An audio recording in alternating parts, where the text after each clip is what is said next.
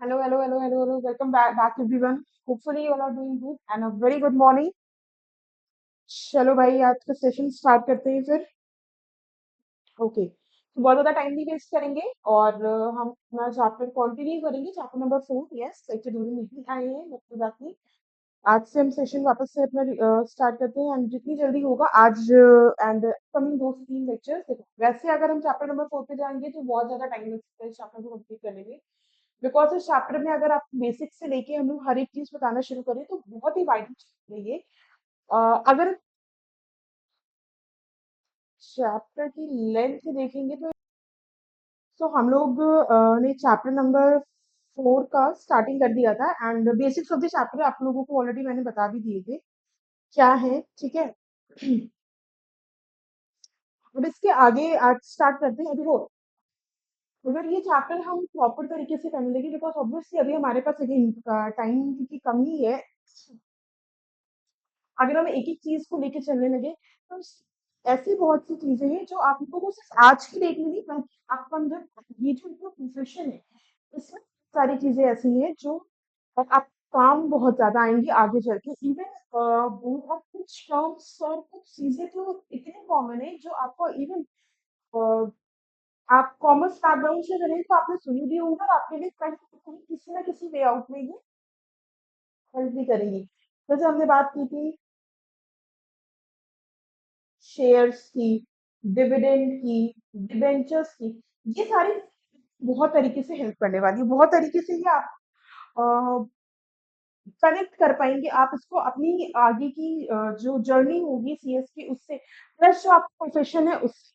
ठीक है, चलो, बहुत ज्यादा टाइम नहीं हम लोग वेस्ट करते और जैसे जैसे चीजें आती रहेंगी वैसे वैसे मैं आपको एक्सप्लेन करती जाऊंगी। कोशिश रहेगी मेरी कि मैं हर एक चीज आप लोगों को बताते हुए साथ में चलूं। मैं इंट्रोडक्शन क्वेश्चन पूरा कंप्लीट कर लिया था कि फाइनेंशियल मार्केट बेसिकली होता क्या है। एक ऐसा मार्केट जहाँ पे आप दो तरीके की बायर्स एंड सेलर्स मिलते हैं। यहाँ पे आप एक बायर और सेलर मिलेंगे जो ट्रेडिंग कर रहे होते हैं। आप मार्केट में जाते हो, आपको बायर मिलते हैं, आपको सेलर मिलते हैं। ये भी एक ऐसी मार्केट है जहाँ पे आपको बायर और सेलर मिलेंगे, बट ये वो बायर्स एंड सेलर्स होते हैं जो ट्रेडिंग जो कर रहे होते हैं वो काइंड ऑफ फाइनेंशियल एसेट की ट्रेडिंग कर रहे होते हैं। आप अगर वेजिटेबल मार्केट में जाते हो आपको वेजिटेबल्स ट्रेडिंग मिलती है। आप अगर किसी ऐसे और शॉप पे जाते हो, सपोज आप कपड़े खरीदने तो इलेक्ट्रॉनिक की शेयर मार्केट में जाते हो इलेक्ट्रॉनिक आइटम्स यहाँ फाइनेंशियल एसेट्स की ट्रेडिंग होती है। बेसिक्स ऑफ फाइनेंशियल मार्केट पर आता है। Now we understand functions of the financial market. देखो,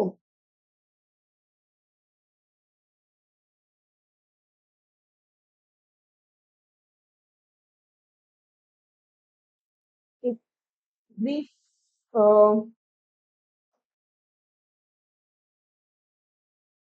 फाइनेंशियल मार्केट के बारे में हमने क्या पढ़ा था। ये कौन सी मार्केट होती है? ये मार्केट होती है जहां पे बायर्स एंड जहां पे आपके सेलर्स पार्टिसिपेट करते हैं। किसमें?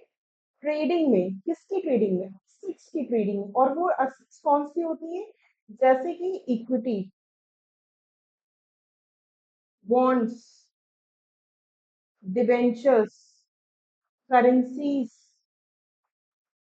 इस तरीके की इक्विटीज में वो लोग क्या करते हैं? ट्रेडिंग करते हैं। और अगर हम रोल की बात करें कि फाइनेंशियल मार्केट का रोल क्या होता है तो ये होता है कि ये आपका कैपिटल फॉर्मेशन में हेल्प करता है आपको। ये कैपिटल फॉर्मेशन में हेल्प करता है, यानी ये उन लोगों को ढूंढता है, पहले ये उन लोगों को ढूंढता है जो सेवर्स होते हैं या जो इन्वेस्टर्स होते हैं। एंड देन ये उन लोगों को ढूंढता है जो बोरोअर्स होते हैं या जिनको नीड होती है इसकी मनी की। करेक्ट? क्लियर है इतना? ठीक है। नाउ, ये क्यों क्यों ये कैपिटल फॉर्मेशन? क्योंकि कैपिटल की फॉर्मेशन से इसका क्या बेनिफिट होता है? ये एंटरप्राइज को हेल्प करता है ग्रो करने में। ठीक है। रिस्क मैनेजमेंट में हेल्प करता है। फ्री एक्सचेंज करता है इसकी कैपिटल की। करेक्ट? दैट ये आपको ये डायरेक्ट रिसोर्स देता है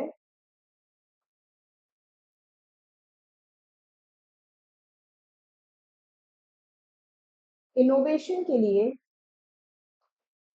एंड एम्प्लॉयमेंट के लिए एक तरीके का डायरेक्ट रिसोर्स होता है, क्योंकि जब कंपनीज के पास पैसा आएगा, कंपनी ज्यादा से ज्यादा रेवेन्यू जनरेट कर पाएंगे, ऑटोमेटिकली उनको जो है वो इनोवेशन में एंटर कर सकती है, उनको कैपिटल भी और एम्प्लॉयमेंट जनरेट कर सकती है। तो ये एक वे होता है, एक डायरेक्ट रिसोर्स होता है। अगेन दोनों के लिए होता है, ये स्मॉल इन्वेस्टर्स के लिए भी होता है एंड लार्ज कॉर्पोरेशंस के लिए भी। एक तरीके की आपकी ट्रांसपेरेंट रेगुलेटेड मार्केट होती है।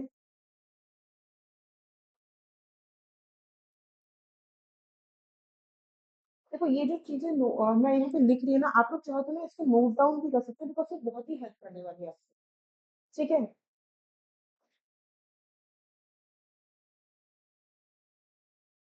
बिल्कुल। ये आपका प्लेटफॉर्म देता है, जो इन्वेस्टर्स होते हैं उनको प्लेटफॉर्म देता है कि वो अपना मनी इन्वेस्ट कर सकते हैं, अपना मनी सिक्योरिटीज में। एंड ये कंपनी को ऑप्शन देता है कि वो रेज कर सकती है मनी, कैसे, इशू करके अपनी सिटी। देखो इसका थोड़ा सा मैं आप लोगों को ना और एक कॉन्सेप्ट और थोड़ा सा बताती हूँ, शायद आपको और बेहतर तरीके से इसके बारे में थोड़ा बहुत समझ में आएगा। देखो, और आप लोग कनेक्ट कर पाओगे इस चीज से। समझिए, ये एक प्राइवेट लिमिटेड कंपनी है। ठीक है, ठीक है, या ये एक मिस्टर ए है, मिस्टर ए है। इन्होंने एक अपना नॉर्मल सा कोई भी बिजनेस स्टार्ट किया, सपोज करके हम लेके चलते हैं, एक वाटर बॉटल बनाने का बिजनेस स्टार्ट किया इन्होंने। ठीक है, वाटर बॉटल बनाने का बिजनेस स्टार्ट किया इन्होंने। अब हुआ क्या है, इन्होंने अपना बिजनेस स्टार्ट किया, इन्होंने अपनी जेब से इस कंपनी में पैसा लगाया, कंपनी बढ़ी, फंड्स इन्होंने इस कंपनी में लगाए अपने, कंपनी ग्रो की। एक साल कंपनी चली, दूसरे साल भी कंपनी अच्छी चली, तीसरे साल भी कंपनी ने रेवेन्यू जनरेट किया, चौथे साल भी कंपनी ने रेवेन्यू जनरेट किया, पांचवें साल भी कंपनी ने रेवेन्यू जनरेट किया। जैसे ही छठा साल आया, कुछ नहीं हुआ और इनको लॉस होने लगा। अच्छा, इस कंपनी में इन्होंने अपनी कैपिटल तो इन्फ्यूज की थी, इन्होंने अपनी कैपिटल तो इन्फ्यूज की थी, इन्होंने प्लस कैपिटल और कुछ बोरोड कैपिटल भी लगाई थी, और वो बोरोड कैपिटल लगाई थी इन्होंने कुछ क्रेडिटर्स से और कुछ क्रेडिटर्स से लगाई थी, जिसमें क्रेडिटर्स इंडिविजुअल्स भी थे और बैंक से। ठीक है, पहले साल प्रॉफिट हुआ, दूसरे साल प्रॉफिट हुआ, तीसरे साल प्रॉफिट हुआ, चौथे साल हुआ, पांचवें साल हुआ, छठे साल में आके इनको लॉस होने लगा, सातवें साल फिर लॉस होने लगा। ये लॉस इनका कॉन्टिन्यूस रहा, आठवें साल भी इनको लॉस ही हुआ। अल्टीमेटली क्या हुआ, इनके पास ये एक तरीके से क्या हो गए, बैंक हो गए। ये क्या हो गए, बैंक हो गए। और क्रेडिट, और इनके पास आज की डेट में भी क्रेडिटर्स जो है वो सपोज करो 1.5 सीआर के हैं। तो जिसके से आपने पैसा लिया होगा ना, वो पैसा तो आपसे आके लेगा, तो सीधे बोलेगा भाई मुझे मेरा पैसा चाहिए, no matter what, you have to give my money. ठीक है, ये थे मिस्टर सी, ये थे मिस्टर बी, और ये था एक एसबी बैंक।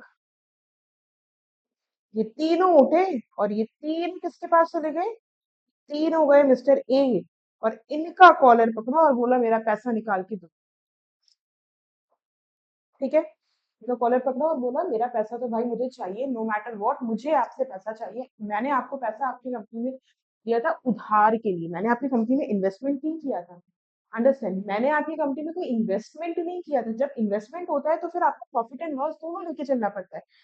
मैंने आप लोन दिया था मिस्टर बी, इन दोनों लोगों ने अनसिक्योर्ड लोन दिया था, इन्होंने सिक्योर्ड लोन दिया था, इन्होंने तो प्रॉपर्टी रखी थी, तो ये तो प्रॉपर्टी बेच के पैसा अपना लिए लेके निकल गए। बट इन लोगों ने अनसिक्योर्ड लोन दिया था, बट इन्होंने लोन दिया था कि मेरा पैसा आप मुझे रिवर्ट करेंगे, रिफंड करेंगे। ये तो हुआ नॉर्मल सिनारियो। तो क्या हुआ, मिस्टर ए के पास ही आए, मिस्टर ए का कॉलर पकड़ा। अब इन्होंने क्या किया, इन्होंने मिस्टर ए की पर्सनल एसेट थी ना, उस पे हाथ मार दिया कि भैया तुम नहीं दे पा रही, तुम्हारा बिजनेस लॉस में जा रहा है, मुझे प्रॉब्लम नहीं है, अपने घर जाओ, घर का सामान बेचो, मुझे मेरा पैसा दो। मिस्टर ए को क्या करना पड़ा भाई, उन्होंने वही करना पड़ा क्योंकि उनके पास पैसे नहीं थे और फंड्स और लोन का अमाउंट इतना ज्यादा था, उन्होंने अपनी पर्सनल बिलोंगिंग्स को सेल किया और इन लोगों का पैसा रिटर्न किया। ऐसे तो भाई कोई बिजनेस ही नहीं कर पाएगा, हर आदमी को लॉस होता है, हर बिजनेस का अप्स एंड डाउन आता है। कोई ऐसा बिजनेस नहीं है जो बिल्कुल स्टेबिलिटी के साथ मार्केट में, कभी किसी साल प्रॉफिट होगा, किसी साल लॉस होगा, किसी साल ज्यादा प्रॉफिट होगा, किसी साल प्रॉफिट होगा। Business is, that's how the business works. इसीलिए एक कॉन्सेप्ट लाया गया कंपनी एक्ट में, सेपरेट लीगल एंटिटी का। देखो क्यों ये मैं आपको बता रही हूँ ना, अभी आप लोग उस चीज से, चैप्टर से रिलेट करोगे, इतना ज्ञान क्यों दिया इसका, सेपरेट लीगल एंटिटी का क्या बोला गया। यहाँ पे मिस्टर ए के पास ऑप्शन आया कि वो बिजनेस शुरू करना चाहते हैं वाटर बॉटल मैन्युफैक्चरिंग का।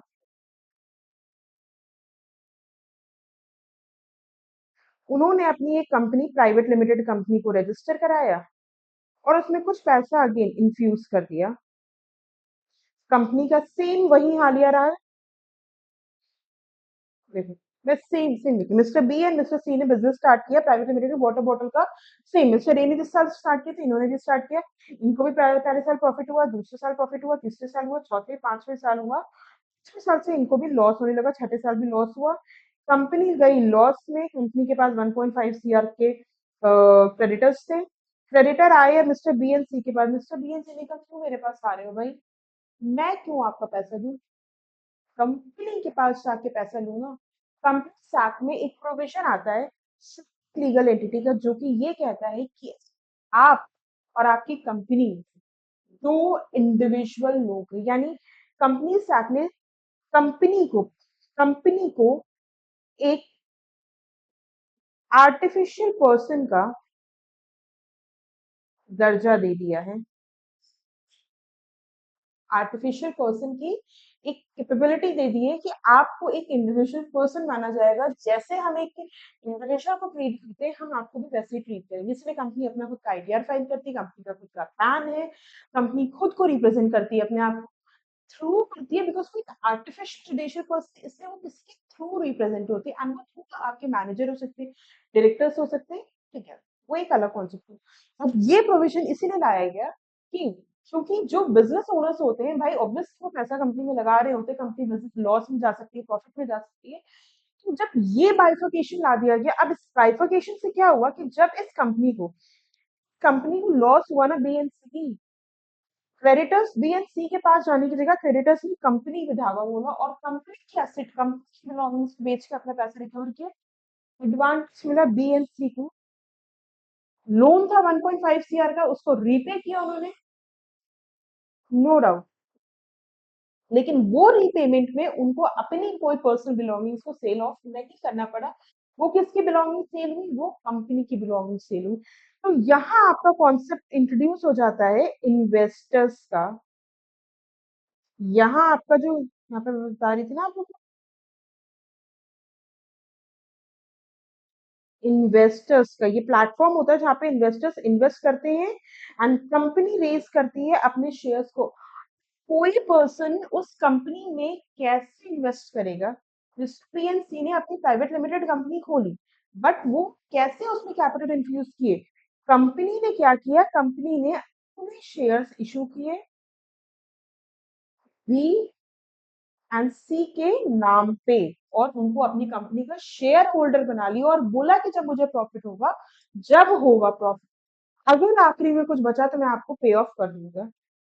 ये कॉन्सेप्ट आता है आपका इन्वेस्टमेंट को लेके in the companies, B it private limited, B it public limited, वो एक अलग अलग टॉपिक होता है, ठीक है। ऐसी होती हैं, एक होती है आपकी प्राइवेट लिमिटेड, एक होती है आपकी पब्लिक लिमिटेड। प्राइवेट लिमिटेड का कॉन्सेप्ट क्या होता है, प्राइवेट लिमिटेड के लिए कंपनी से क्या कहता है कि मिनिमम आपके पास 2 डायरेक्टर्स होने चाहिए और ये 2 डायरेक्टर्स अपना कंपनी में कैपिटल को इन्फ्यूज करें, काम स्टार्ट कर दें। पब्लिक लिमिटेड में क्या होता है, ये एक पब्लिक की कंपनी बन जाती है, यानी यहाँ पे पब्लिक पैसा भी लगा सकती है, क्योंकि पब्लिक जनरली जाके किसी कंपनी में पैसा लगा देगी क्या, कंपनी क्या पब्लिक इस प्राइवेट लिमिटेड में पैसा नहीं लगा पाएगी, लगा सकती है। आप उनके नेम में है, आप लगा दो। पब्लिक किस कैपेबिलिटी में, अगर आप X Y Z private limited है, आप उसको जानते भी नहीं, उसके डायरेक्टर्स को भी नहीं जानते, तो भी आप वहाँ पैसे लगा सकते हो, बट प्राइवेट की कैपेसिटी में लगा सकते हो, पब्लिक की कैपेसिटी में नहीं लगाओगे। फिर आपने अगर लगाया तो उसका लॉस, उसकी सारी जिम्मेदारी आपके ऊपर होंगी, आपको पर्सनली बेयर करना पड़ेगा, वहां पे कोई आके वो रिस्पॉन्सिबिलिटीज को बेयर नहीं करेगा। पब्लिक पैसे लगा सकते हैं, बिल्कुल लगा सकते हैं, लेकिन सिर्फ तब जब आपकी कंपनी लिस्टेड होगी एनएससी में या बीएससी में। मैम, लिस्टेड होने का मतलब क्या हो गया? मतलब आपकी कंपनी का नाम नेशनल स्टॉक एक्सचेंज या बॉम्बे स्टॉक एक्सचेंज, जो कि दो एक्सचेंजेस से इंडिया की, जो कि डील करता है कि अगर किसी कंपनी को आम रैंडम किसी इंसान से, आम जनता से पैसा लेना है, और आम जनता को किसी कंपनी में पैसा जाके लगाना है जिसके बारे में वो जानती नहीं, जिसका सरदर्द उनको नहीं लेना है, मतलब वो कंपनी अकाउंट्स कैसे मैनेज करे, company day to day operations कैसे करे, हमें उसके बारे में नहीं जानना, हमको ये कंपनी प्रॉफिटेबल दिख रही है, हम इस कंपनी में पैसा लगा रहे हैं, इस कंपनी को जब प्रॉफिट होगा ये कंपनी मुझे पे ऑफ करेगी, ये सोच के हमने इस कंपनी में पैसा लगा दिया। जब इस तरीके से आपको लगाना होता है तो आपको अपने आप को पहले नेशनल स्टॉक एक्सचेंज या बॉम्बे स्टॉक एक्सचेंज में लिस्ट कराना होता है, जो कि आपका, जिसको रेगुलेट करता है stock exchange board of India, जो कि एक regulatory authority under the parliament. और वहां की जो कंपनीज लिस्टेड होती हैं, जिन कंपनीज का नाम उनके रजिस्टर में एंटर होता है, सिर्फ उन्हीं कंपनी में आप और हम डायरेक्ट पैसा लगा सकते हैं, बिना किसी परमिशन के। इसको लिस्ट कराने का क्राइटेरिया बहुत ही अलग प्रोसेस होता है, बहुत सारे कंप्लायंसेस होती है जो उसको फॉलो करनी होती है, बट ओवरऑल बात ये है कि ये तरीका होता है। ठीक है। और जो भी कंपनीज और ये जो सिक्योरिटीज होती हैं, जब इनकी ट्रेडिंग की बात आती है, ये सिक्योरिटीज आपकी इन एक्सचेंजेस में जाके ट्रेड होती हैं। आई होप इतना आप लोगों को समझ में आ गया होगा।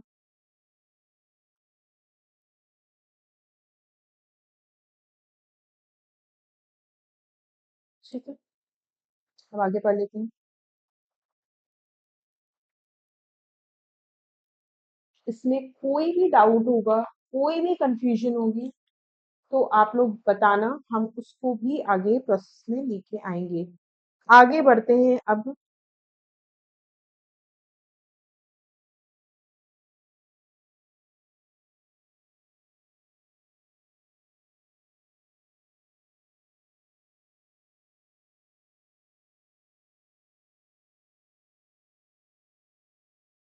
Okay, next we move to the functions of financial market. क्या क्या फंक्शंस होते हैं फाइनेंशियल मार्केट के?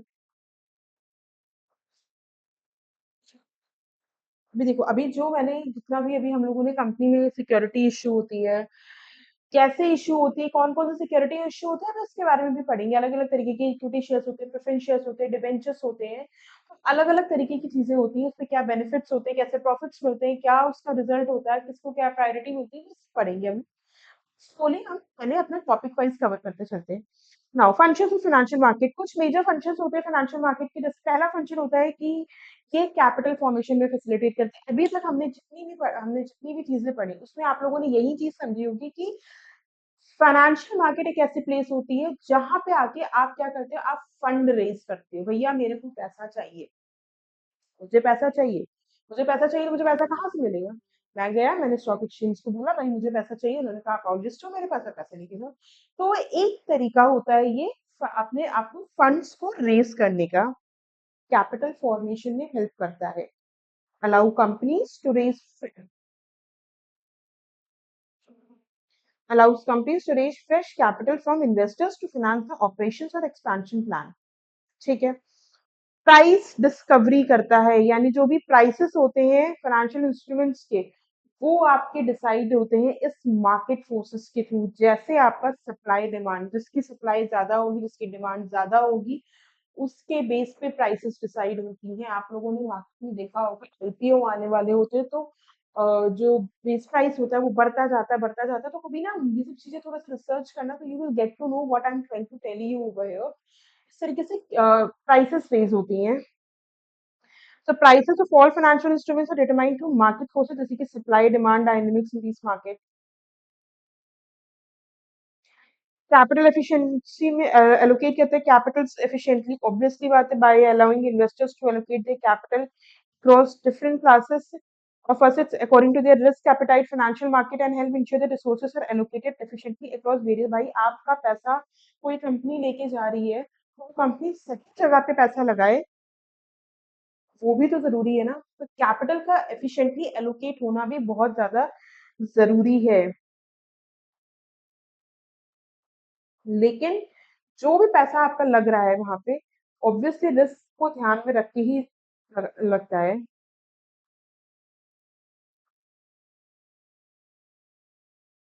रिस्क मैनेजमेंट टूल होता है ये। So these markets also offer sophisticated risk management tool, जैसे कि derivative which can be used by institution और individual traders seeking exposure without taking at too much risk for leverage level. ठीक है। जैसे farmer use करते हैं futures, futures का अपने क्रॉप के प्राइसेस को लॉक करने के लिए फार्मर्स फ्यूचर्स का यूज करते हैं। तो देखो, फ्यूचर एंड ऑप्शंस होते हैं, आपके म्यूचुअल फंड्स होते हैं, इस तरीके के आपके स्टॉक्स होते हैं मार्केट में, जिसका अलग अलग लोग यूज करते हैं। ठीक है।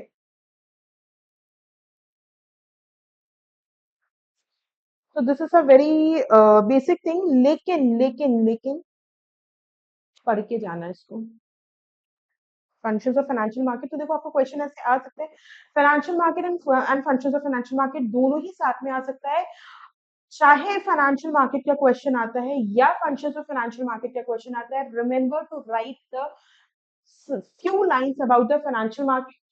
आप अपना टॉपिक जो भी है फंक्शंस ऑफ फाइनेंशियल मार्केट उसको लिखो, क्योंकि अगर आप डायरेक्ट जाओगे, उन्होंने अगर क्वेश्चन पूछ लिया explain how financial market help in mobilising savings,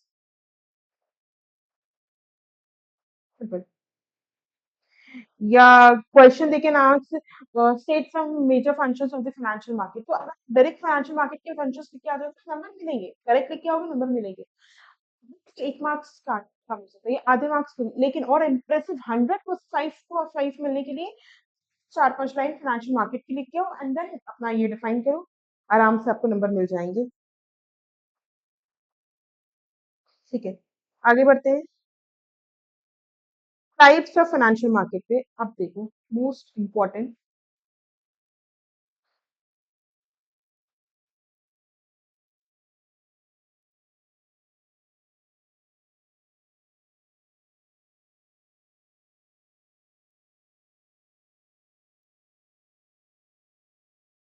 ठीक है, नेक्स्ट 10 to 15 मिनट्स बिल्कुल स्ट्रेट होके बैठ जाओ। इंपॉर्टेंट टॉपिक है, बहुत चांसेस है इसमें से एक क्वेश्चन आ सकता है। कैपिटल मार्केट होती है, कमोडिटी मार्केट होती है आपकी, मनी मार्केट होती है, डेरिवेटिव मार्केट है, foreign exchange market, crypto currency market, spot market, interbanking lending market. 8 तरीके की मार्केट आपके कोर्स में दी हुई है। ठीक है, और भी तरीके की होती है, बट यहाँ पे जो दी हुई है हम उसके बारे में पढ़ते हैं, एक एक करके पढ़ेंगे, आराम से पढ़ेंगे।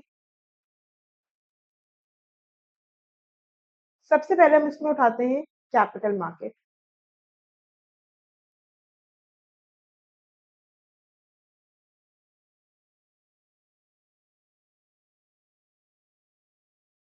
किस तरीके की मार्केट होती है ये? अभी इतनी देर से हमने बात की अबाउट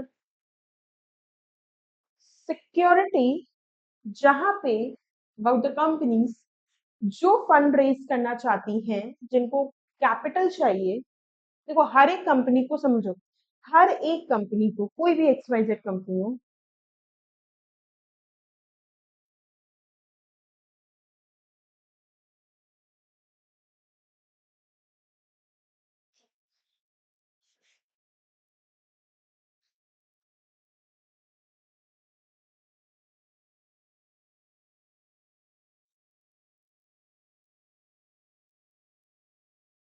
कोई भी एक्सवाइजेड कंपनी हो, उसको कैपिटल,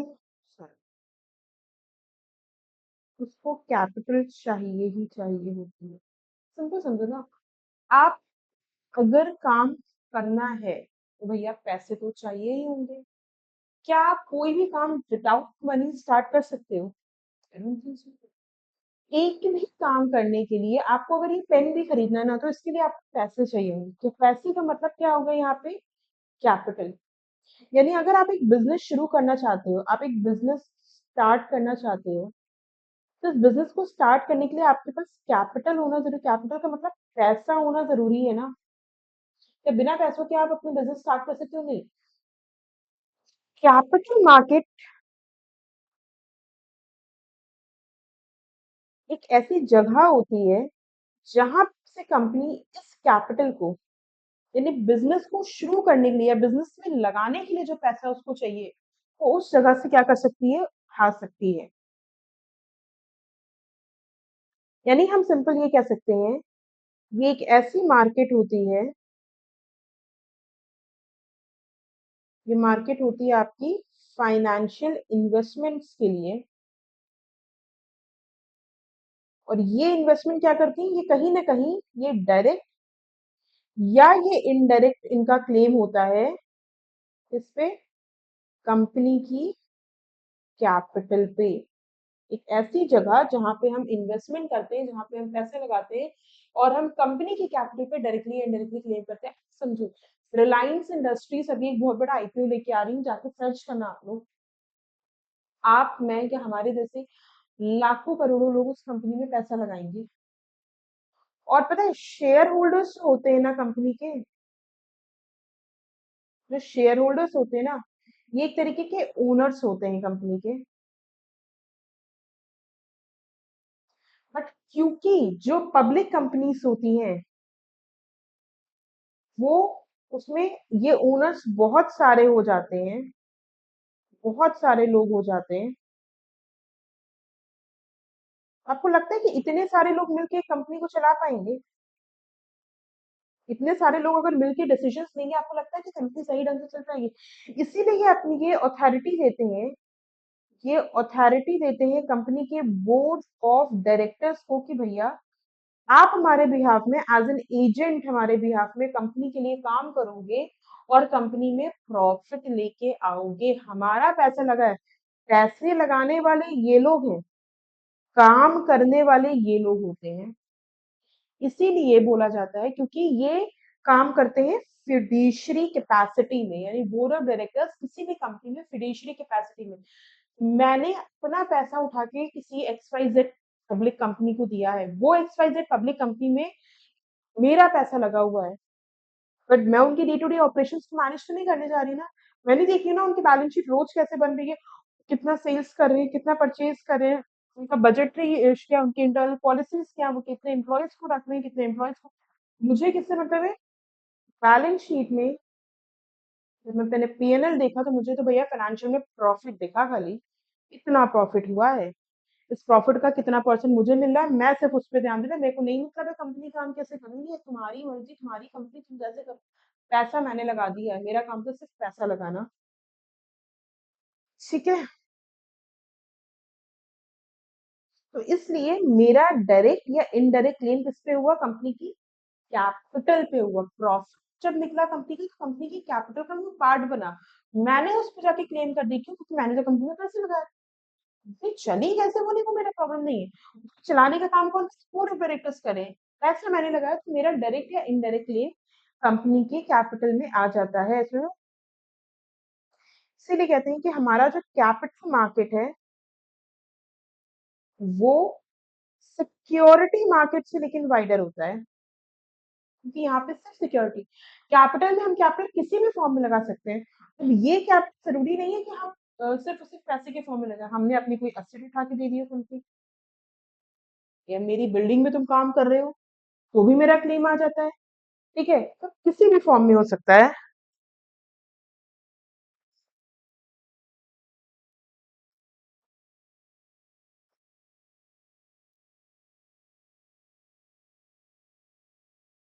ठीक है।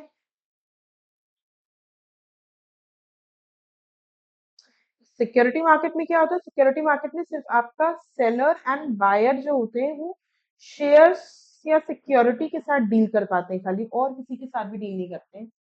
ठीक है, पढ़ते हैं।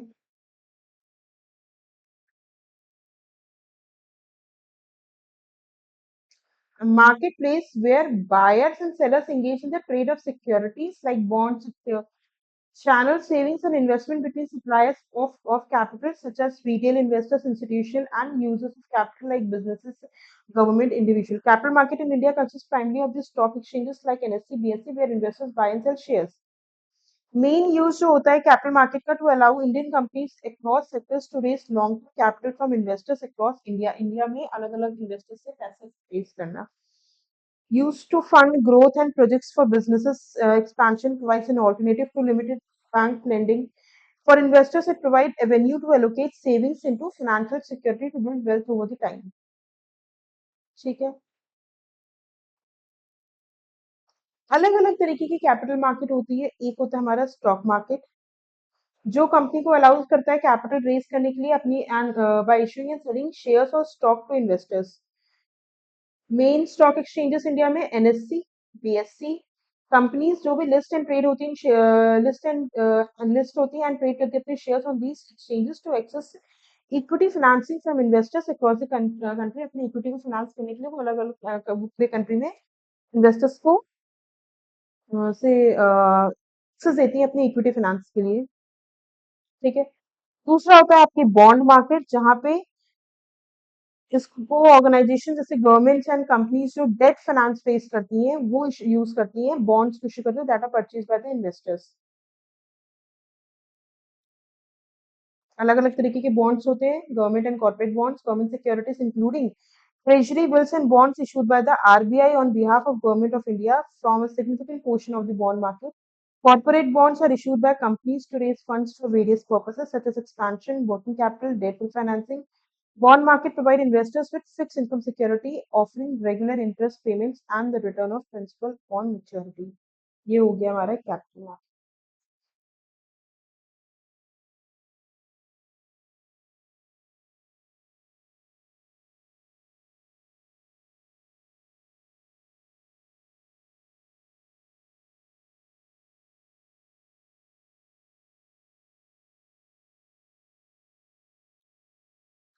कोई डाउट कुछ भी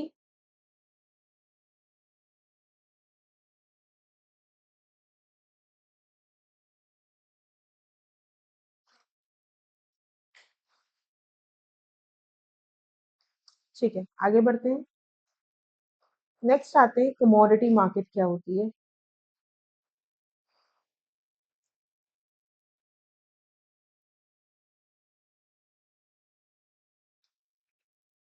वो मार्केट जहां पे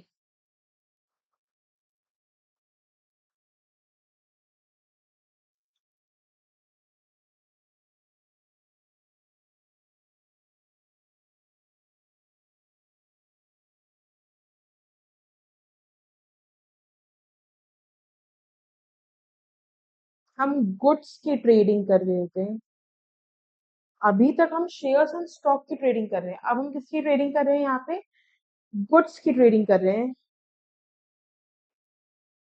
प्राइमरी गुड्स इकोनॉमिक गुड्स जैसे एग्रीकल्चर प्रोडक्ट्स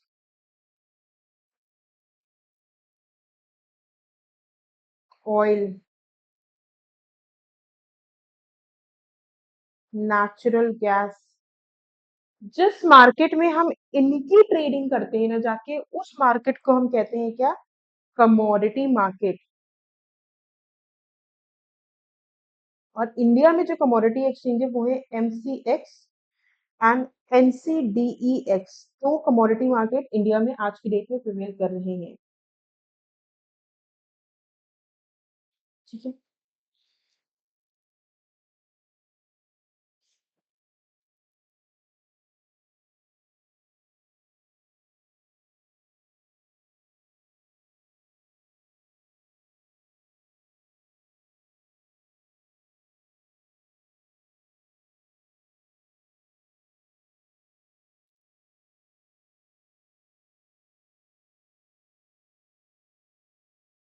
ठीक है अलग अलग कमोडिटी मार्केट हुई हमारी जो हमारी एमसीएक्स होती है वो बेसिकली गोल्ड सिल्वर इस तरीके की मार्केट्स को डील करती है जबकि जो एनसीडीएक्स होती है वो हमारी लाइक एग्रीकल्चर प्रोडक्ट्स है, इस तरीके की मार्केट को डील करती है।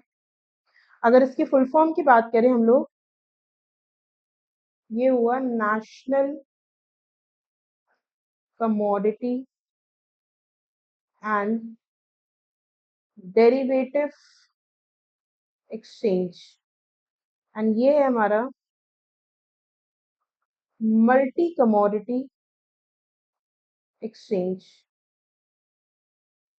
जो कि नॉन एग्रीकल्चरल गुड्स की बात करता है, जबकि एनसीडीएक्स मेनली एग्रीकल्चरल गुड्स की बात करता है। For example, agriculture NCDEX allow करता है फार्मर्स को कि वो ट्रेड कर सकते हैं व्हीट,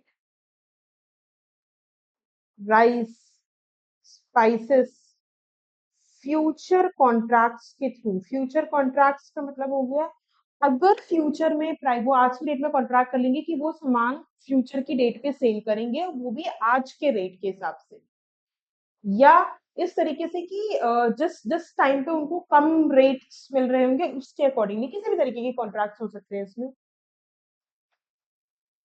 ये उनको किस में हेल्प करता है? ये उनको हेल्प करता है प्राइस रिस्क मैनेजमेंट में।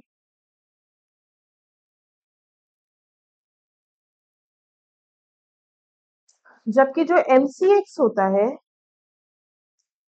यहाँ पे जो ट्रेडर्स होते हैं वो आपके बाय करते हैं एंड सेल करते हैं कमोडिटीज, जैसे कि मेटल्स हैं, गोल्ड हैं, मेटल में कोई भी आ सकता है, सिल्वर है, और ये भी फ्यूचर कॉन्ट्रैक्ट्स में एंटर करते हैं इन मेटल्स को लेके। ठीक है, अगेन इनको भी प्राइस रिस्क मैनेजमेंट में हेल्प मिलती है। जो कमोडिटी मार्केट्स होती है उनका मेन यूज ही यही होता है कि आपको प्राइस में हेल्प मिलती है। भाई आप समझो, फार्मर्स को कैसे हेल्प मिलेगी? आपको पता है मॉनसून के टाइम पे मोस्ट ऑफ दी जो स्टेट्स होती हैं, स्पेशली जो फार्मिंग एरियाज होते हैं, जैसे कि पंजाब है, तो वेस्ट बंगाल में इतना आप देखते हो, या साउथ में चले जाओ, केरल वगैरह में देखो कितनी फ्लड आती है मॉनसून के सीजन में। फार्मर्स को नुकसान होता है।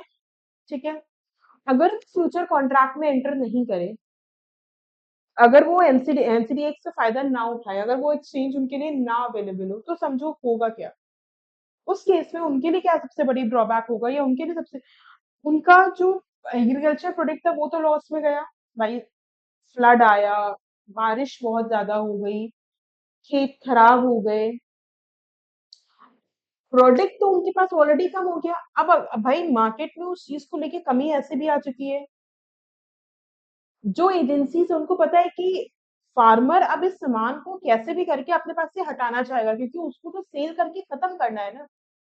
अगर वो सेल नहीं करेगा तो उसको फायदा कहाँ से मिलेगा? तो उसका तो टारगेट है कि भैया मेरा मेरा जो जो भी फार्मिंग की चीज है, किसी तरह मेरा जो भी कल्टिवेशन का चीज है वो किसी तरह से सेल हो जाए, वो खत्म हो, मेरे पास से जाए, खत्म हो, मार्केट में जाए, वो औने पौने दाम पे जाके बेच देगा। अगर वो इस तरीके के कॉन्ट्रैक्ट्स में एंटर नहीं करेगा, तो जो बड़े बड़े मार्केट में लोग बैठे हुए हैं, जो जो बायर्स बैठे हुए हैं इस तरीके की कमोडिटीज को लेके, वो भी तो फायदा उठाएंगे ना उस चीज का।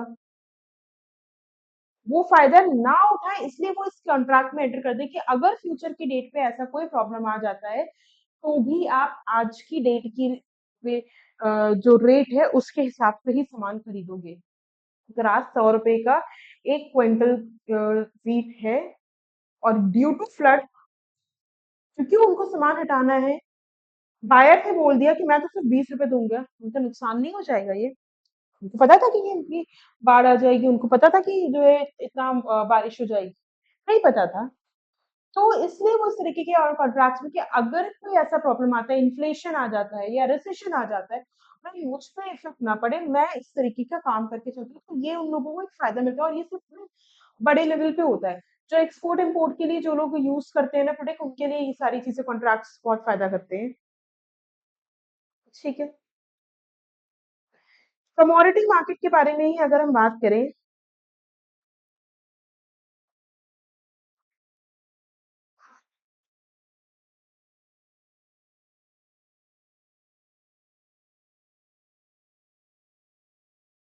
कमोडिटी मार्केट दो तरीके की होती है। एक होती है हमारी सॉफ्ट कमोडिटीज, यानी वो कमोडिटी जिसको हम जो ग्रोन होती है, जिसको ग्रो करते हैं। और एक होती है हमारी हार्ड कमोडिटीज, जिसको हम माइंड करते हैं, माइनिंग।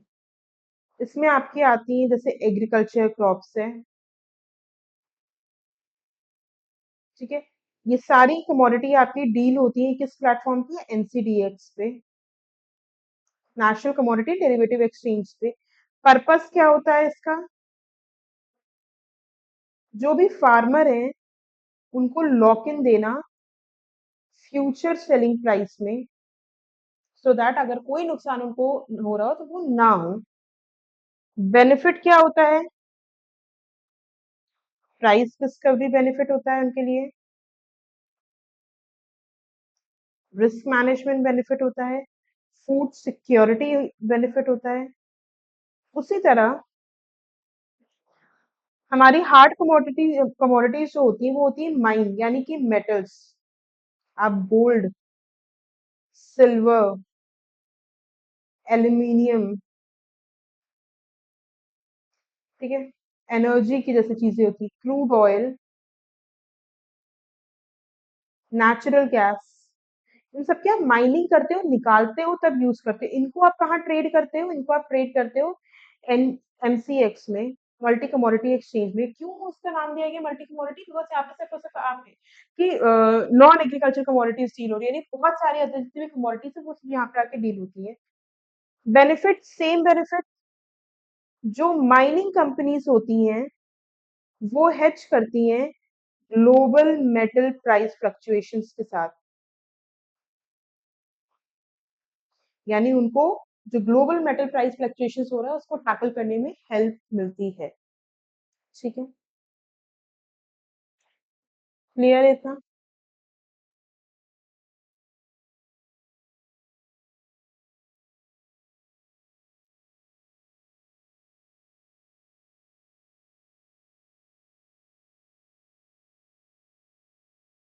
देखो सिंपल सी बात है ना कि जो चाहे सॉफ्ट कमोडिटी हो, हार्ड कमोडिटी, कुछ भी हो, ये बेसिक आपको जो ये हेल्प करता है, ये आपको हेल्प करता है किसमें? ये आपको हेल्प करता है रिस्क को मैनेज करने में, सबसे ज्यादा हेल्प करता है। क्योंकि अगर आप पता होगा ना कि प्राइस बढ़ने वाला है, प्राइस कम होने वाला है, डिमांड किसकी आने वाली है ज्यादा, सप्लाई किसकी होने वाली है ज्यादा, तो उस हिसाब से अपने प्रिडिक्टेशन कर लोगे। सिंपल इतना इतना सा फायदा होता है। पढ़ लेते फटाफट से।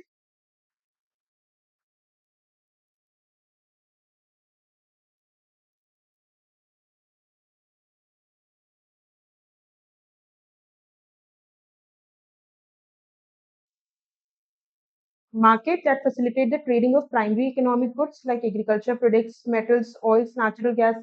Main commodity exchanges in India are MCX, NCDX. NCDX allow करता है farmers को, traders को, and processors को कि वो agriculture commodities में trading करते हैं।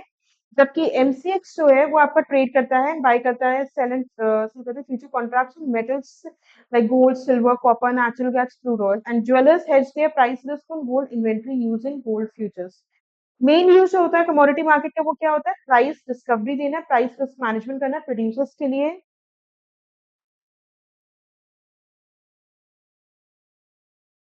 कंज्यूमर्स के लिए, ट्रेडर्स के लिए, ऑफ कमोडिटीज हेल्प करता है लोकलाइज कमोडिटी मार्केट को इंटीग्रेट करने में अक्रॉस इंडिया। ठीक है, commodity derivatives also allow better inventory planning for companies. दो तरीके की होती हैं soft commodities, agriculture commodities that are grown rather than mined. They include crops like wheat, rice, pulses, species, coffee, tea, cotton, rubber, futures, and vegetables. National Commodity and Derivative Exchange in India provides a platform for trading in various soft commodities. Main uses जो होता है soft commodity trading का in India is price discovery and risk management, जो अभी हमने already पढ़ा। Valuable information देता है, डिमांड सप्लाई प्राइसेस सारे पार्टिसिपेंट्स को, एंड फार्मर्स लॉक करते हैं future selling prices for their producers. Similarly, hard commodities refers to natural resources that are mined or extracted rather than grown agriculturally. They include precious metals like gold, silver, platinum, base metals like aluminum, copper, nickel, lead, zinc, and energy commodities like crude oil, natural gas, and coal. In India hard commodities trade होती है exchanges पे, जैसे कि multi commodity exchange है, national commodity and derivative exchanges हैं। For example MCX offer future trading in gold, silver, copper, crude oil, natural gas, aluminium, nickel, menthol oil, cotton, and this facilitate price discovery and hedging of producers, consumers, and traders. With this हमने security हमने capital market and commodity market खत्म कर लिया। Capital market वो जगह जहां पे securities की ट्रेडिंग कर सकते हैं, इन्वेस्टमेंट्स के बारे में बात कर सकते हैं। कमोडिटी मार्केट वो जगह जहां पे हम कमोडिटी की डीलिंग करते हैं। आई होप इतना आप लोगों के लिए क्लियर होगा। ओके, नेक्स्ट हम बढ़ते हैं मनी मार्केट। अगर बोर हो रहे हो, हाँ बहुत लंबा टॉपिक जा रहा है, तो प्लीज ये लंबा टॉपिक नहीं है, ये बहुत ही इंपॉर्टेंट टॉपिक्स हैं, बहुत ही ज़्यादा हेल्प करने वाले हैं आपको। Literally I am telling you, ये सिर्फ और सिर्फ ना आपको सीएस में नहीं, even if you do something else also no in future, this is really going to help you a lot. This is really going to give you a lot of information. If you have money, especially, of course, you need money for entering into the security market. To this market, you need a lot of money. So if you have money, भाई सोच लो पैसा चाहिए, अमीर हो ना सभी, obviously हो जाओगे। अमीर in the sense, I am not saying Ambani, but अमीर इन द सेंस कि कभी ना कभी आप लोग भी और आप में से बहुत लोग कर भी रहे होंगे ट्रेडिंग ऑलरेडी, और कभी ना कभी जब आपके पास फंड्स होंगे, आपके पास खुद के अर्निंग्स होंगे ना, आप ट्रेडिंग मार्केट में एंटर जरूर करोगे। आई एम श्योर एंटर करोगे, but it's not a bad thing, but गलत ट्रेडिंग नहीं करनी। जो ऑथेंटिक गवर्नमेंट अलाउड ट्रेडिंग्स होती हैं आप उनको कर सकते हो। आप म्यूचुअल फंड्स में लगाओ पैसा, आप शेयर्स में लगाओ, आप एफएनओ में लगाओ, आप डे टू डे ट्रेडिंग करो, इंट्राडे ट्रेडिंग करो, अलग अलग चीजें ऑप्शंस आपको मिलते हैं। बहुत हेल्प करेगा आपको, ये सारी चीजों को वहां पे बहुत हेल्प करेगी इसके प्रॉपर समझने में। तो ये तो मैं यहाँ पे सिर्फ और सिर्फ इसलिए आपको ना बेसिक्स बताए जा रहे हैं, तो ठीक है, बोरिंग नहीं है, करते रहो, नॉट अ बिग डील। चलो बढ़ते हैं आगे, इसको खत्म करते हैं, वाइंड अप करते हैं, ठीक है। मनी मार्केट क्या होता है? मनी मार्केट कौन सी मार्केट होती है? Again short term debt market होती है। कैपिटल को याद रखना, लॉन्ग डेट मार्केट होती है। ये छोटी मार्केट, छोटे छोटे पैसे लगाने वाली मार्केट होती है। शॉर्ट टर्म डेट मार्केट होती है जहां पे पार्टिसिपेंट्स बोरो करते हैं, लेंड करते हैं, ड्यूरेशन टिपिकली आपको 1 ईयर के लिए। शॉर्ट टर्म लोन्स लेते हो, तो ये मनी मार्केट वो जगह होती है। जैसे मैन्युफैक्चरिंग कंपनी है, वो कभी कभी कमर्शियल पेपर्स इशू करती है with 3 month maturity to raise short term working capital. तो छोटे छोटे टर्म जैसे कंपनीज होती हैं, वो आपके टर्म लोन्स लेती हैं, वो आपकी वर्किंग कैपिटल लोन्स लेती, फैसिलिटीज लेती है बैंक से, डे टू डे ट्रांजेक्शन करने के लिए बेसिकली ये लोग अपना इस मार्केट को लेके आते हैं, ठीक है। मेन यूजेस क्या होते हैं मनी मार्केट के इन इंडिया में? To allow businesses, financial institutions, government and investors to borrow and lend to very short period, serve as an alternative bank borrowings and provide short term liquidity to the economy. जैसे companies होती हैं, companies को अपनी working capital के लिए ना bank से normal loan वो उठाएंगी तो भैया बहुत बहुत उनको इंटरेस्ट देना पड़ेगा, फलाना ढमकाना, तो वो क्या करती है ना, वर्किंग कैपिटल लोन ले लेती है, वो टर्म लोन ले लेती है, इस तरीके से लोन ओडी लिमिट्स ले लेती है। होता क्या है कि उसमें छोटे छोटे अमाउंट्स को ले लेंगे और रोटेट करेंगे, उनका उनको जो पैसों की जरूरत है वो निकाले फिर डाल दिए, निकाले फिर डाल दिए, तो वो एक तरीके से ओवरड्राफ्ट ले लिया। ओवरड्राफ्ट का मतलब क्या हुआ कि कंपनी के पास एक्चुअल में पैसा नहीं है, उसने बैंक से ओडी लिमिट ले ली, उसके पास अगर आज की डेट में उसको किसी को 2 लाख रुपए देने उसकी जेब में नहीं है, उसने बैंक से निकाले और दे दी, और जैसे पैसा है वापस बैंक में डाल दिए, तो वो छोटे टर्म के लिए लोन लिया कंपनी से, ठीक है। Next we come to the important topic of derivative market, लेकिन उससे पहले मनी मार्केट के बारे में थोड़ा सा और पढ़ लेते हैं, फिर आते हैं मनी। देख, मनी मार्केट, समझो मनी मार्केट क्या होता है।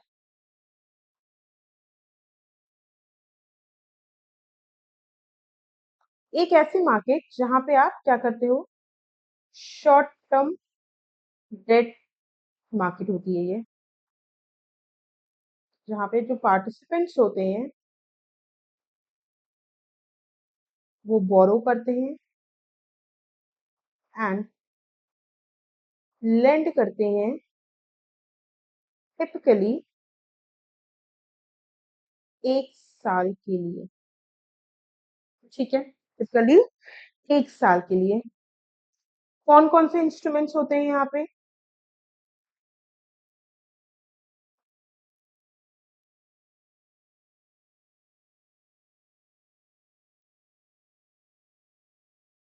Treasury bills, commercial papers, certificate of deposit, इस तरीके के ये आपकी अलग अलग इंस्ट्रूमेंट्स होते हैं जो इस मार्केट में डील करते हैं। Bill of x not bill of exchange तो ट्रेड उसके लिए होता है।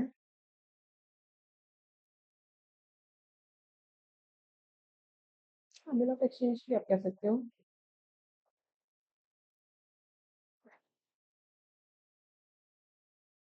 एग्जाम्पल लेते हैं, एक मैन्युफैक्चरिंग कंपनी है, उसने कुछ कमर्शियल पेपर्स इशू किए 3 मंथ की मेच्योरिटी पे। यहाँ पे उसने रेस क्या किया, उसने रेस किया शॉर्ट टर्म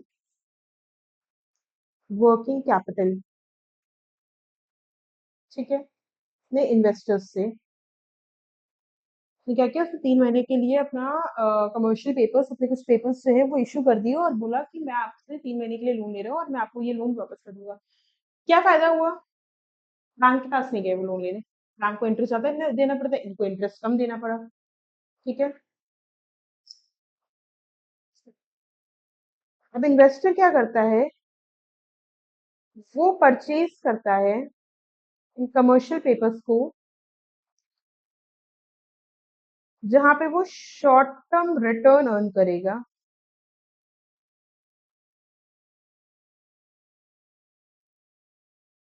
जबकि उसका जो पैसा है वो 3 मंथ के लिए क्या हो गया, पार्क हो गया।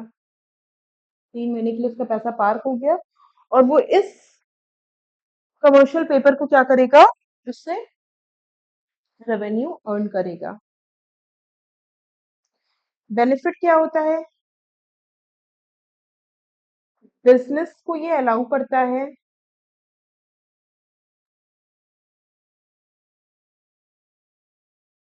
बोरो करने में शॉर्टर पीरियड के लिए।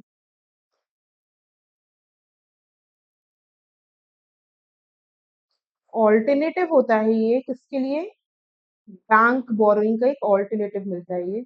लिक्विडिटी देता है कंपनीज को, वो भी लो रिस्क पे। तो बहुत ही इजी है ये, तो लोगों को अभी इतना क्लियर होना चाहिए।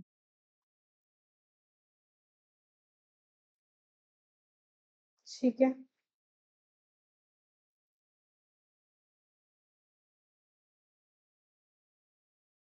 ये था आपका money market. Next, we come to derivative market, another most important market, most important platform to deal। जब आपको ज्यादा पैसों की जरूरत होती है तो आप कैपिटल मार्केट में जाते हैं। ठीक है।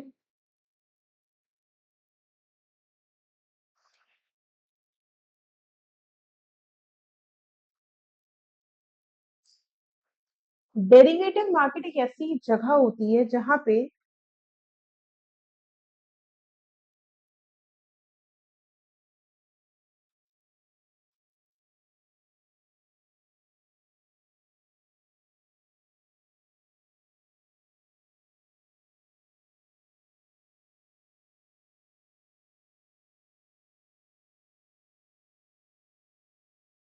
आप डेरिवेटिव्स की ट्रेडिंग करते हैं।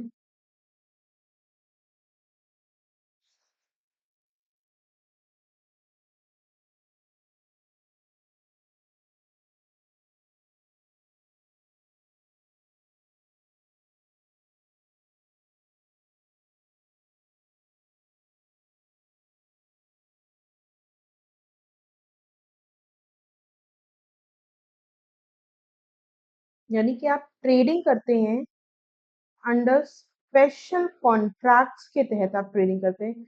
लेमैन की लैंग्वेज में समझे तो जब आप किसी स्पेशल कॉन्ट्रैक्ट के तहत ट्रेडिंग कर रहे होते हैं तो आप derivative market, F&O, future and option. Shares आज खरीदे, बेचने का आपके पास, आप फ्यूचर में बेचोगे, ऑप्शंस पे बेचोगे। प्रॉफिट में बेचना है, लॉस में बेचना है, कैसे बेचना है, उस पे डिपेंड करेगा। इनको अपनी वैल्यू मिलती है अंडरलाइन असेट्स से, जैसे स्टॉक, जिस पे भी आपने डील किया होगा, बॉन्ड्स, कमोडिटीज, करेंसीज। यहाँ पे क्या होता है, buyers and seller actual item पे नहीं बाय करते हैं, एक्चुअल आइटम को नहीं बाय करते हैं, वो एक एग्रीमेंट के तहत बाय करते हैं। क्या करते हैं, वो एग्रीमेंट के तहत बाय करते हैं।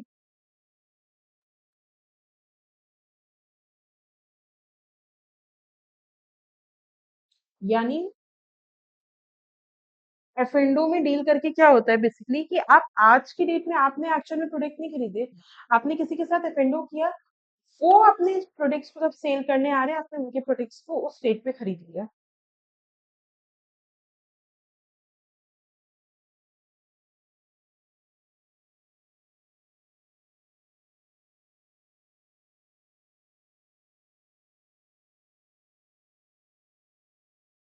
यानी सिंपल समझो, इसको आप ऐसे भी समझ सकते हो कि किसी और के सामान के बदले में जब आप ट्रेडिंग कर रहे हो, सामान आपके पास नहीं, आप किसी और के सामान के बदले में जब ट्रेडिंग कर रहे होते हो, that is a derivative market. आपने एक एग्रीमेंट कर लिया और उससे आपके पास असेट नहीं है, यानी उस असेट के भरोसे पे आप ट्रेडिंग कर रहे हो, कि आपने इंट्राडे ट्रेडिंग में लगा दिया, आपने फेंडो में लगा दिया, आपने स्वैप में लगा दिया। उस असेट भरोसे पे जब आप ट्रेडिंग कर रहे होते हो, वो असेट गिरेगी तो आपको लॉस होगा, वो असेट प्रॉफिट में बिक जाती है या प्रॉफिट में चली जाएगी तो आपको फायदा हो जाता है। ये नहीं समझो, ये मेरा पेन है, आपने इस पेन के भरोसे पे ट्रेडिंग की, ठीक है, इस पेन की प्राइस बढ़ रही थी, बढ़ रही थी, बढ़ रही थी, बढ़ रही थी, आपको लगा यार पेन की प्राइस, ये शेयर है, ये इसका शेयर बढ़ रहा है, इसके शेयर्स के बेस पे आप ट्रेडिंग कर रहे हो, आप ट्रेड कर रहे हो, आपके पास इसके शेयर्स एक्चुअली नहीं है, आप इस कंपनी के शेयर्स के बेस पे ट्रेड करें कि इस कंपनी के शेयर्स का प्राइस बढ़ा, लाओ मैं इसी पे पैसा लगा दूं। शेयर्स तो कोई और लेके बैठा है, प्राइस गिर गए, आपको लॉस हो गया। तो जब आपके पास कोई एसेट नहीं होती है, लेकिन आप किसी और के एसेट के भरोसे पे जाके ट्रेडिंग कर रहे हो, that is a derivative market. एक एग्रीमेंट के तहत आप कर रहे हो, तुम्हारा पैसा मार्केट में लगा, मैं तुम्हारे पैसे में पैसा लगा के, तुम्हारा सामान मार्केट में लगा, मैं इसके पैसा लगा के अपनी ट्रेडिंग कर रहा हूँ, that is a derivative market. समझते हैं, पढ़ते हैं। तो ये एक ना बहुत ही हम कह सकते हैं, बहुत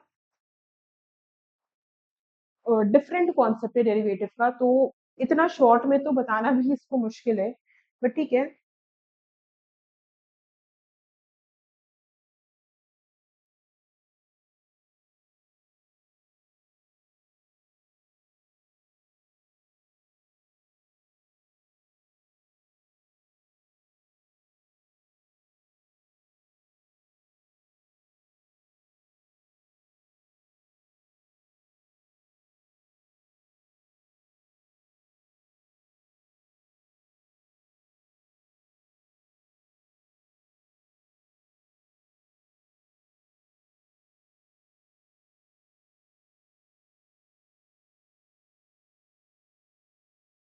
तो पढ़ते हैं।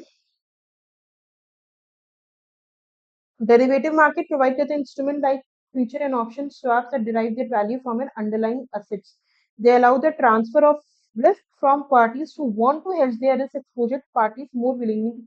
यानी यहाँ रिस्क ट्रांसफर होता है, क्या हो रहा है यहाँ पे, रिस्क ट्रांसफर हो रहा है उनके ऊपर जो उस रिस्क को जिसमें रिस्क है, लेकिन वो जानबूझ के रिस्क ले रहे हैं। ठीक है, for example, Indian farmer will be able to buy a future contract to sell his crop at a future date for a predetermined risk. Indian farmer will be able to buy future contract to sell his crop at a future date for a predetermined price. ये protect करता है उनको potential decrease in crop prices and harvest. Speculator taking the opposite trade is bearing the price risk in exchange for a potential profit price rise.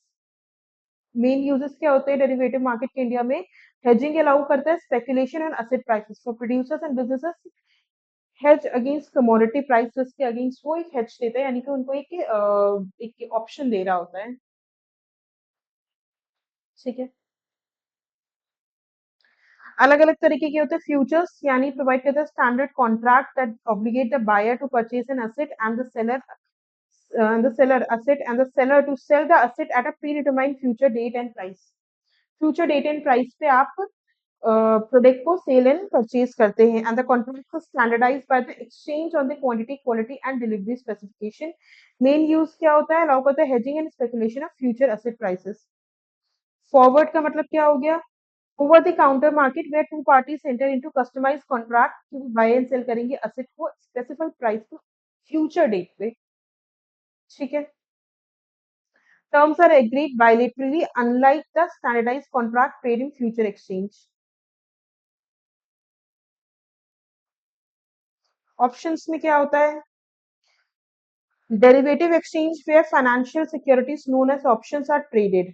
An option is a contract that give buyer the right but not an obligation. Options में क्या होता है, आपके पास right है buyer के, लेकिन obligation नहीं कि नहीं आपको खरीदना ही खरीदना। अगर आपको लग रहा है भैया प्रॉफिट होगा तो आप खरीदोगे, नहीं हो रहा तो नहीं खरीदेंगे। सिंपल। स्वैप का मतलब क्या हुआ, refers to over the counter market where counter parties exchange करते अपने फाइनेंशियल इंस्ट्रूमेंट्स को एज स्वैप। हमने इक्विटी शेयर्स के बदले में फुल शेयर ले लिया, हमने इक्विटी शेयर्स के बदले में डिबेंचर्स ले लिया। सिंपल। ये था आपका डेरिवेटिव। देखो ये, अगर इसको हम लोग, अगेन आई एम सेइंग, मैं सिर्फ आपको एग्जाम के पॉइंट ऑफ व्यू से अभी समझा रही हूँ, बिकॉज अगर हम लोग इसको प्रॉपर समझने बैठे ना, तो financial market is a very extended chapter and a very extended topic. इसको खत्म करना इट्स वेरी बहुत बहुत मुश्किल है। फॉरेन एक्सचेंज मार्केट, सिंपल सी बात है, नाम से समझ में आ रहा है, एक ऐसी मार्केट जहाँ पे हम फॉरेन करेंसीज के साथ डील कर रहे होते हैं, जहाँ पे हम फॉरेन सिक्योरिटीज के साथ डील कर रहे होते हैं। It's place of foreign exchange market, decentralized global market जहाँ पे participants trade currencies consist of bank, commercial companies, central banks, investments management firms, hedge funds, and retail forex brokers and investors. Reserve Bank of India, for example, want to intervene in the forex market to strengthen or weaken the rupee against the dollar. Crypto currency market, अब ये नई market आ चुकी है पिछले 4-5 साल से, जहाँ पे आप क्रिप्टो करेंसी को, यानी कि जहाँ पे आप डिजिटल करेंसी को डील करते हो, exchanges and over the counters platform where digital currencies और crypto tokens ट्रेडिंग होती है। शेयर्स की जैसे ट्रेडिंग होती है कि कंपनी से पैसा लगा रहे हो, आप नॉर्मल करेंसीज की ट्रेडिंग करते हो तो आप फॉरेक्स मार्केट में जाते हो, जब वो पैसा जो आपके हाथ में तो होता नहीं है उसकी ट्रेडिंग कर रहे होते हैं ना, that is a crypto currency market. ठीक है। बिटकॉइन, इथेरियम, कॉर्डन को operate on a blockchain network as peer to peer decentralized digital money. India में भी इसको लीगलाइज कर दिया गया है, बट इसमें टैक्सेशन के प्रोविजंस बहुत स्ट्रिक्ट हैं इनको डील करने के लिए। इन इंडिया इन्वेस्टर परचेज करते हैं क्रिप्टो करेंसी जैसे बिटकॉइन और exchange like WazirX, coin DCX, coin switch, Kuber. देखो ये वो प्लेटफॉर्म है जहाँ पे क्रिप्टो करेंसी, एनएससी बीएससी इनको भी कंट्रोल करता है, क्रिप्टो करेंसी इन पे डील नहीं होती है। रिटेल इन्वेस्टर्स क्या करते हैं, वो बाय करते हैं क्रिप्टोज को इन्वेस्टमेंट की तरह, while traders aim to profit from price fluctuations. जो रिटेल इन्वेस्टर्स होते हैं वो क्रिप्टोज को इन्वेस्टमेंट की तरह लेते हैं, लेकिन जो ट्रेडर्स होते हैं जो इंट्राडे ट्रेडिंग में इन्वॉल्व होते हैं वो उसको प्रॉफिट की तरह लेते हैं, प्राइस फ्लक्चुएशंस। मेन यूजेस क्या होता है, फैसिलिटेट करना again trading of crypto coins and tokens as alternative digital asset class, provide venue for investors, traders, companies to access decentralized cryptocurrencies outside the traditional financial system. Spot market को हम cash और physical market कहते हैं, refers to buying and selling of financial instruments commodities for immediate delivery के लिए, जैसे gold and crude oil है।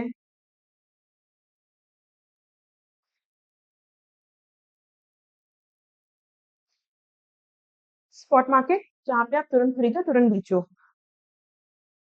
Gold jewelers or oil refiners sometimes use spot market for their raw material needs. Interbank lending market refers to system through which banks lend and borrow short-term funds from each other, enable bank to meet temporary shortage or excess or in liquidity. With this, honestly, दो banks सब एक दूसरे के साथ lending का काम कर रहे होते हैं। With this, we have completed our topic of function, sorry, types of financial market. बहुत ही इंपॉर्टेंट टॉपिक है एंड एक एक टॉपिक इंपॉर्टेंट है, आपको इसमें 2 से 3 टॉपिक्स जैसे कि स्पॉट मार्केट है, ये आपके बैंकिंग मार्केट है, मार्केट है, इन सबको शॉर्ट में भी पूछ सकते हैं। कैपिटल मार्केट पे एक फुल फ्लेज क्वेश्चन दे सकते हैं, डेरिवेटिव पे फुल फ्लेज क्वेश्चन इसमें याद रखिए, कैपिटल मार्केट पे आ सकता है, कमोडिटी मार्केट पे आ सकता है, डेरिवेटिव मार्केट पे आ सकता है, full fledge question in 3 markets पे आ सकता है। शॉर्ट क्वेश्चंस आपके आ सकते हैं foreign exchange, crypto currency and spot market पे, ऑफ कोर्स मनी मार्केट पे भी। लेकिन इन 3 पे फुल फ्लेज आ सकता है बहुत आराम से, डेरिवेटिव, कैपिटल मार्केट एंड आपका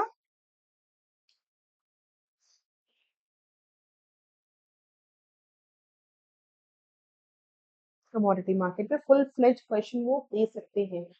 सो विद दिस आज हम लोग यहीं पे स्टॉप करते हैं एंड बस बहुत ज्यादा नहीं बचा, ओवरव्यू बचा है इंडियन फाइनेंशियल इकोसिस्टम का, कंपोनेंट्स बचे हैं फाइनेंशियल सिस्टम के, की aspects in growth of financial institutions in India, and then हमारा Indian industry finance corporation IFSC के बारे में, कोऑपरेटिव बैंक्स, एनबीएफसी से कुछ छोटे छोटे टॉपिक्स हैं, हो जाएंगे। बेसिक्स ऑफ कैपिटल मार्केट्स के बारे में हमने ऑलरेडी अभी ऊपर पढ़ा, इसी के ऊपर पूरा पूरा आगे शेयर्स, डिबेंचर्स, चीजें दी हैं। ठीक है, आज का टॉपिक हम लोग यही वाइंड अप करते हैं एंड नेक्स्ट टॉपिक हम लोग कल कंटिन्यू करेंगे। कल मेरी कोशिश रहेगी कि मैं आप लोगों को अ,